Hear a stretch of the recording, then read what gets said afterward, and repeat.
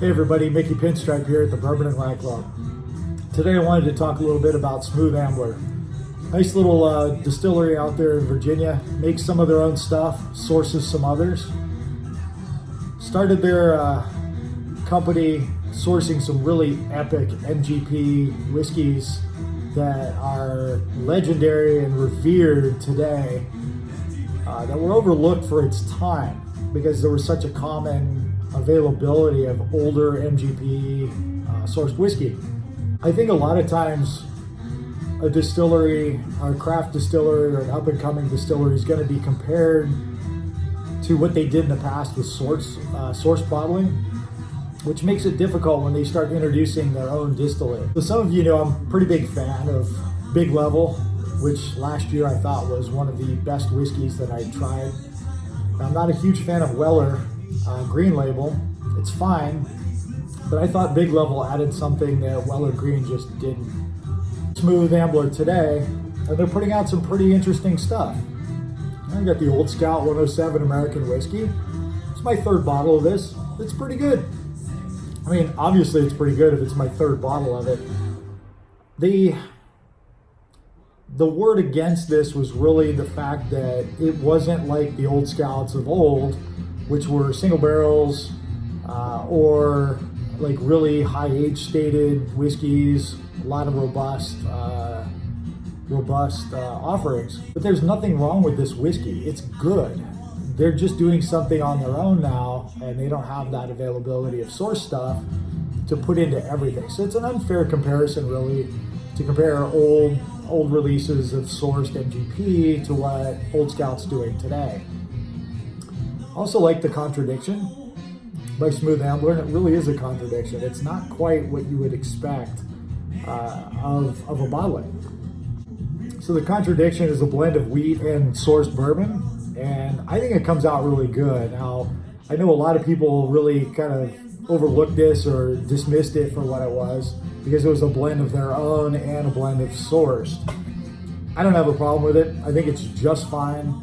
It's definitely different because you've got that kind of blend. It reminds me more of like the poor man's 4-grain than anything else because of the wheat component.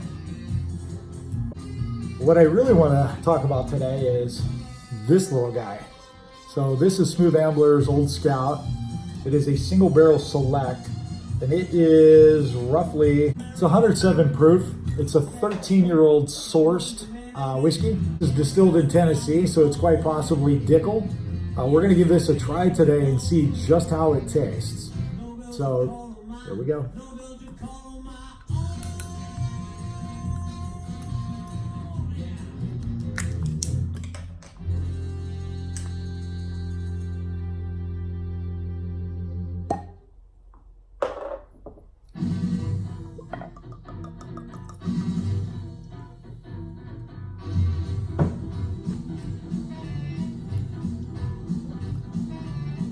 Well, right off the bat, I get kind of a beer scent to it, which is interesting.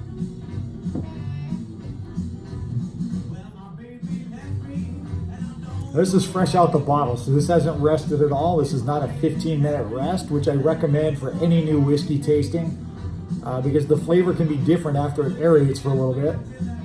But I'm going to go for it because I've been anticipating this one all week.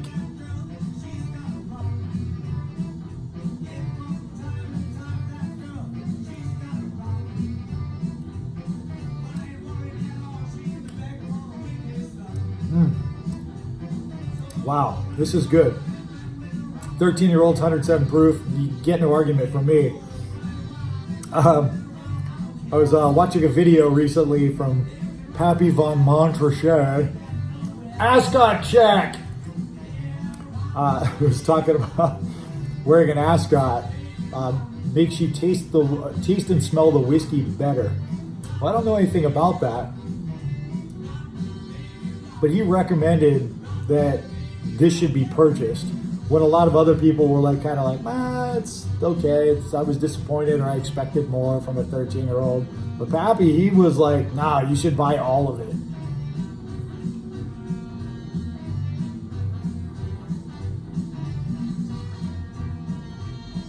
Ooh, So I don't know if you should buy all of it. It is a $65 bottle, which isn't too insane compared to some of the other shenanigans I see, like Weller Green going for $79 in San Francisco Bay Area, or more in Las Vegas, which is sad. But this is a really, really good whiskey. It's still got some good oak to it. It smells great. Yeah, I'm not mad. This is tasty.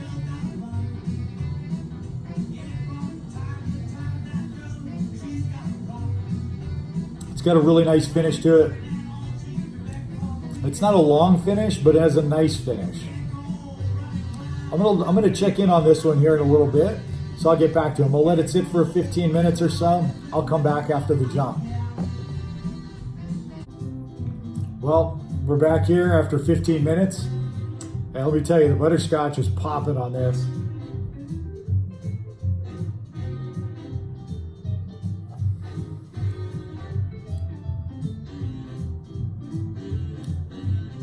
Now, I can't speak for all of them because they are single barrels. So there's no guarantee the bottle you're going to get is going to be the bottle I'm drinking out of right now. It's part of the fun of the single barrel roulette. Sometimes they're great, sometimes they're good, sometimes your particular palate will not be able to stand it. This one hits me in the right spots. The age tempers the sweetness a bit, so it's not as sweet for like a bourbon that you would expect. Yeah, I mean, I really dig this one. I don't know if you will. $65, I know for some people can be quite the price investment for a bottle of whiskey, especially when there's so many really great whiskeys out there. But I'm going to challenge you to find a 13-year-old whiskey that comes in at this price point. There's just not a lot of really affordable, reasonable, older aged whiskeys out there. $64, not bad. Now, you may find the occasional, but think about most of them. Like, where are you going to find these? Like, even the Cream of Kentucky is an 11.5-year-old, and that one's priced around, definitely north of $100, depending on where you get it. So for $65, this might not be a bad try for, an aged whiskey that I think, is pretty good. You should probably give it a try. But if you don't, it's fine. There's plenty to choose from out there in the world. I'm glad I got this one. Delicious.